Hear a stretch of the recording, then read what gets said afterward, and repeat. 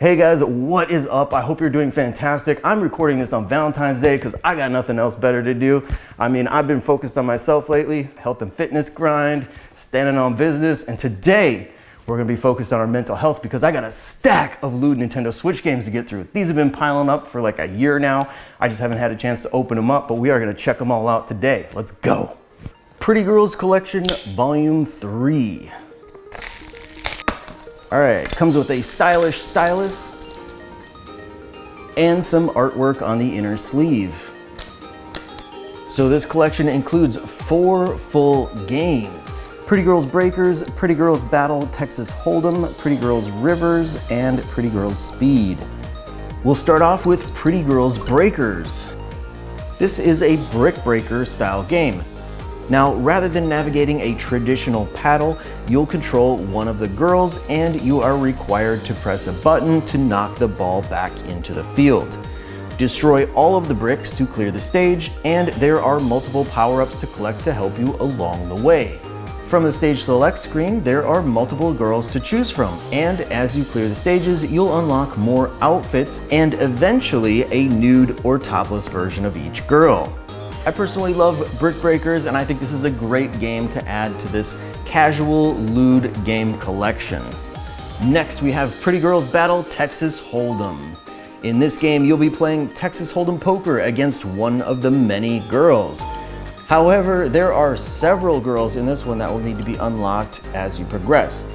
Defeating each of the girls will award you a photo segment. Collect them all to reveal the full picture. And of course, there are multiple LEWD photos to complete. Unfortunately, I haven't got far enough yet to see just how spicy it gets. Next up, Pretty Girls Rivers. This is a Mahjong tile matching game, but it doesn't play like your traditional Mahjong solitaire. The rules for matching the tiles are a little bit different, but it is pretty easy to get the hang of it. And of course, like all of the other games in this collection, it includes the full rules. So if there's anything you don't understand, you can always revisit the help menus. Like the other games, you'll select a girl, and as you progress, you'll unlock more outfit variations of each girl.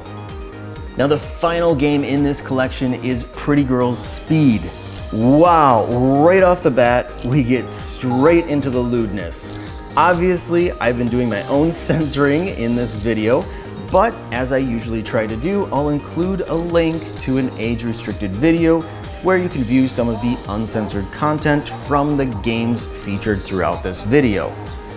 Now, this is a fast-paced card game where the goal is to run out of cards before your opponent. You won't be taking turns, it's all based on reaction time, so be quick. If you are victorious, your reward will be unlocking the next nude or topless opponent. Personally, I think it's great that they included at least one game where you don't have to unlock the LEWD content. It's just already there to begin with. Otoko Cross Naked Remix. All right, this one also has a stylus. I actually really like this one. It's the blue and pink. And of course it has inner artwork as well. All right, so this one has 2 complete games, Pretty Boys Mahjong Solitaire and Pretty Boys Klondike Solitaire. So a Mahjong tile game and a card game. Starting with Mahjong Solitaire, this is obviously the traditional tile matching Mahjong Solitaire. In the options menu, there is a 3D toggle which tries to add some simulated shadow depth. This is good if you're having difficulty determining the tile depth with the standard 2D setting. There's also an easy mode, which allows you to shuffle the tiles a few times. This is great if it looks like you're about to run out of moves, but if you actually do run out of moves, it won't allow you to use the shuffle option anymore. So you'll need to try to be proactive with it. In easy mode, you'll also have a number of hints to use. This will basically highlight all of your potential matches, which works great in combination with the shuffle, because then if it looks like you're getting down to your last match, you'll know when to use a shuffle. Moving on to Klondike Solitaire. This is the basic version of Solitaire that you may have played in Microsoft Windows back in the day. Again, similar layout, choose a character, and complete levels to unlock more outfits. However, this one will require you to play all 3 difficulties in order to unlock all of the outfits. Now, my main complaint with the Otoko Cross games is with the artwork. And I'm not saying the artwork is bad, it's pretty good. My only problem with it is that all of the characters look the same. They all have their face in the same pose, it's just different hair and clothes basically. I would have liked to have seen more variety in the boys. I mean, not that I'm into that per se, but if I were, I think I would have appreciated more variety. I mean, boys dressed up as girls, it's a confusing thing. The clothes are cute, I mean, you know, never mind. Let's just move on. Boo Party. This one I'm excited to check out because I absolutely love the developer's first game, Crawlco Block Knockers, and I loved the soundtrack. I even got the soundtrack on vinyl, so I'm excited to listen to the soundtrack on this game. This does come with the soundtrack CD, and it is the same artist doing the music. Let's check it out.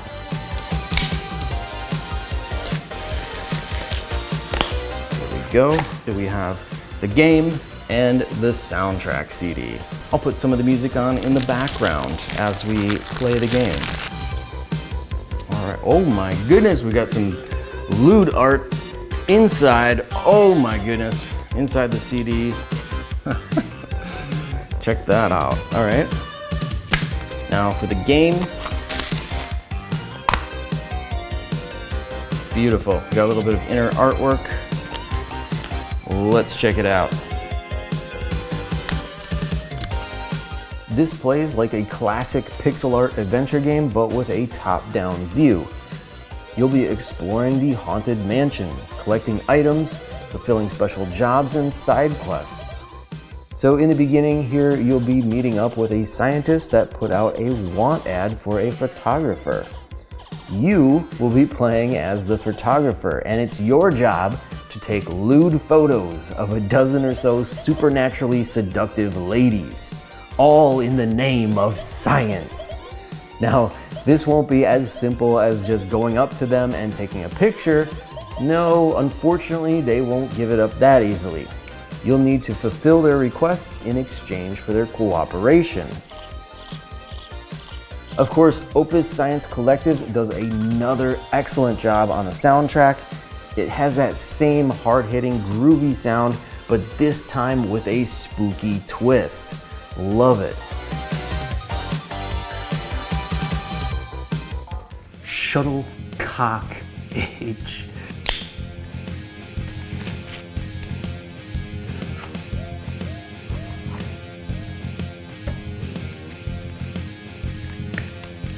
Got something in here. Looks like we've got some spicy art.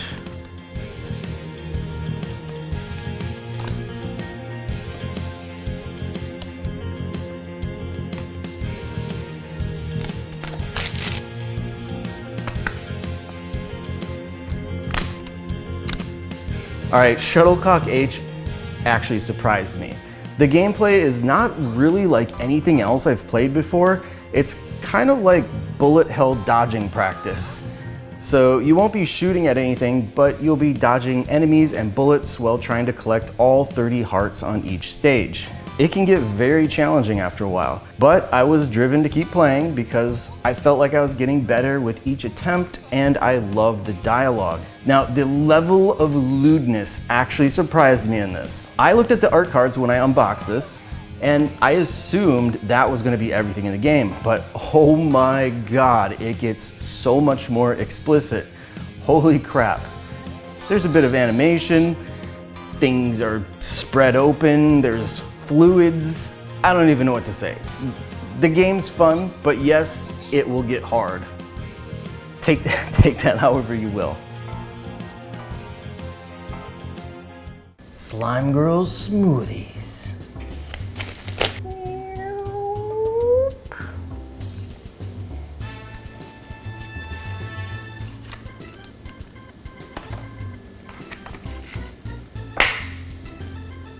And we've got some more art cards.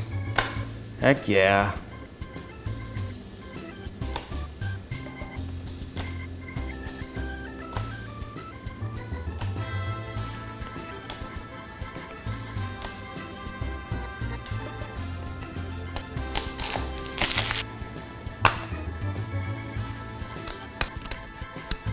First, let me just say, oh my God, the load times, holy crap.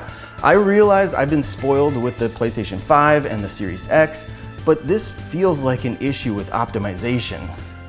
Anyway, moving past that, my other immediate complaint is that the text is very small. Fortunately, I've got the OLED model, but I can only imagine what it must be like for people with the Switch Lite.